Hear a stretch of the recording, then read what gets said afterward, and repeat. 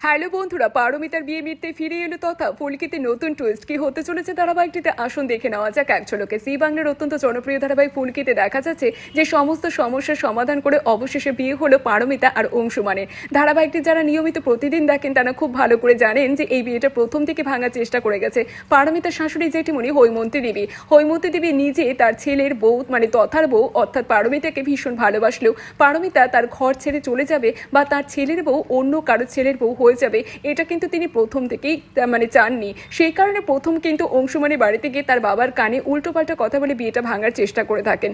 যখন বাবার কথা কানে না তুলে অংশুমান তার বাবার বাড়ি ছেলে চলে আসে পারমিতাকে বিয়ে করবে বলে, তখন কিন্তু বিয়েটা মেনে নেওয়ার জন্য নাটক করে হৈমন্তী দেবী বিয়ের দিন পারমিতাকে নিজেই কিডন্যাপ করে নেন। এরপর তো ফুলকির সাহায্যে অবশেষে বিয়ের লগ্ন পেরোনোর আগে খুঁজে পাওয়া যায় পারমিতাকে। তারপর নানা ধরনের সমস্যা এবং টালবাহানা পেরিয়ে যখন বিয়েটা হবে বলে ঠিক হলো তখন পারমিতা হৈমন্তী দেবীর বিষয়ে সমস্ত কথা জেনে বিয়ের বিষয়ে আপত্তি জানায়। পারমিতা যখন বিয়েতে রাজি হয় তখন বিয়ে ভাঙতে চলে আসে অংশুমানের বাবা। কোনো কিছুতেই এই বিয়ে ভাঙে না, কিন্তু দর্শকরা বলছেন বিয়ের আগে ভাঙেনি তো কি হয়েছে, এইবার বিয়ে ভাঙবে বলে, কারণ বাংলা সিরিয়ালে এমনটাই ঘটনা ঘটে। সোশ্যাল মিডিয়ায় তো একজন নেটিজেন লিখেছেন যত পারো আনন্দ করে নাও, তবে এই হই হুল্লোড় বেশি দিন আর নয়। পারমিতার বিয়ে হয়ে গেছে জেনে মানে তথা ফিরছে, কারণ এটাই বাংলা সিরিয়ালের বিষয়বস্তু। আপনারও কি তাই মনে হয়? অবশ্যই কমেন্টে জানাতে ভুলবেন না। আর ফুলকি ধারাবাহিকের আপডেট জানতে অবশ্যই এক্ষুনি আমাদের চ্যানেলটিকে সাবস্ক্রাইব করে নিন। ধন্যবাদ।